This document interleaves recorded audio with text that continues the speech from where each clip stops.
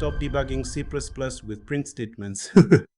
This video is sponsored by me. We are an entity that specializes in cross-platform software and embedded UIs, and we practically build and teach you how to build software that runs anywhere using Qt and a bunch of other embedded UI frameworks.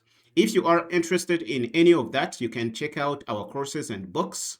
We also periodically publish a bunch of discounts that you may find useful. If you are interested on this, you can check out the link in the description below. And while there, you can also grab a copy of this dashboard book, which is going to show you how to build this kind of dashboard using Qt, C++, Python, QML, basically any other technology that Qt supports. Again, if interested, do check the link that I provide below. Now, back to the video.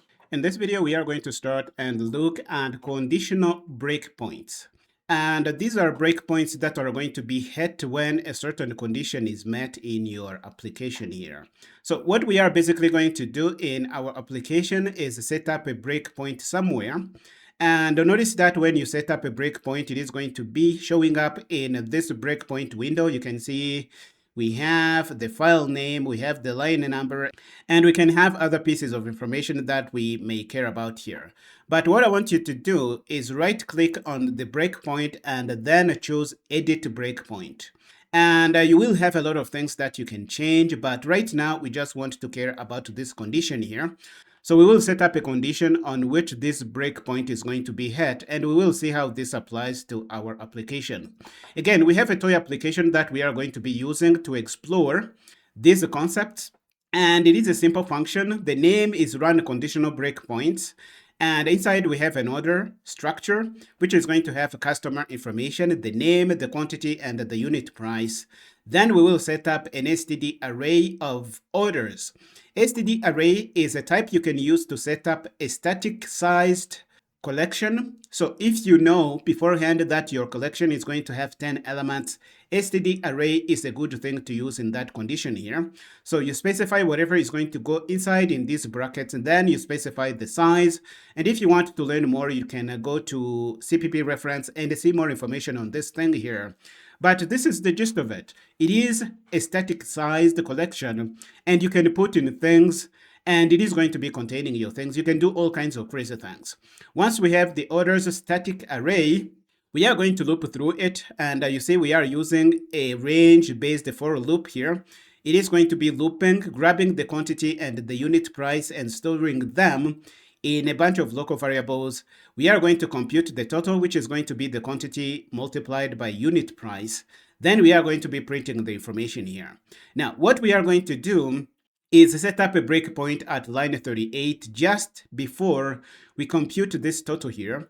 And when we do that, we want to set up conditions on which we are going to be hitting this breakpoint here.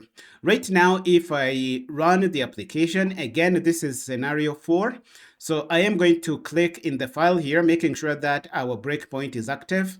And we don't have any editing done on this breakpoint, so it is going to behave the way it does by default here. I am going to hit F5, and this is going to start our debugging session. And we are going to go in the terminal and put in 5 because it is the thing we want to run here. No, it is not 5, it is number 4. So I was going to mislead you here. So hit F5, and we are going to hit the breakpoint, and you can look at the information we have in our windows here. So the function at the top of the call stack is run conditional breakpoints, which is exactly the function in which we are. And our locals are going to show the local variables. You can see that we can see our order variable. If we go inside, we have the customer, we have the quantity, we have the unit price. And this order is coming from the loop. This is the order we have inside the loop. You can see the variable name here. And currently, it is the first element we have in the collection, which is area here.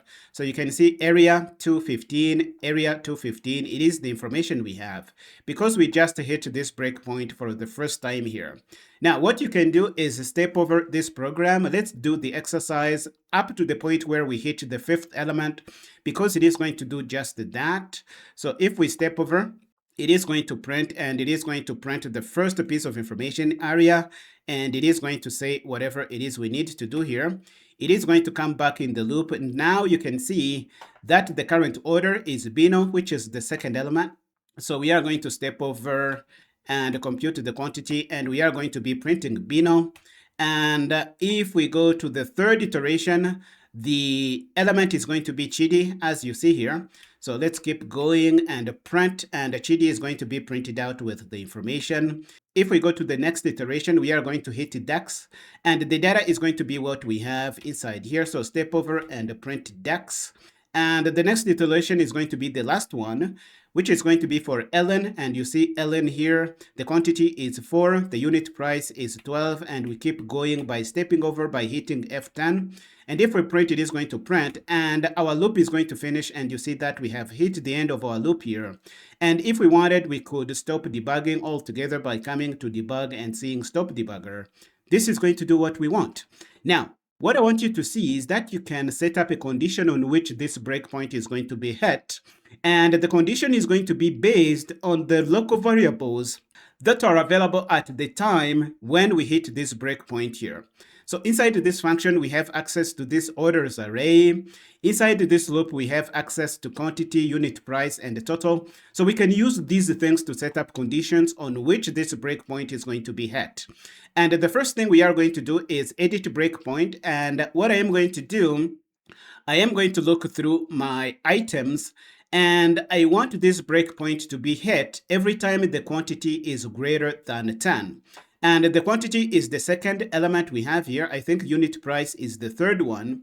So if I come in here and say quantity greater than 10, we should hit this breakpoint only if we are at an item whose quantity is greater than 10. And this is going to be a single item, which is Chidi here. So let's make sure we don't have any debugging session running. So what I am going to do is hit F5 again. I think I didn't hit F5. I should hit F5. And if I do, it is going to give me the option to select the scenario, and it is going to be scenario 4 for conditional breakpoints. So I am going to key in 4. And notice that the other iterations are going to be skipped. And we are going to step at the iteration where order is Chidi, because Chidi, the quantity is greater than 10, and all the other breakpoints have been skipped.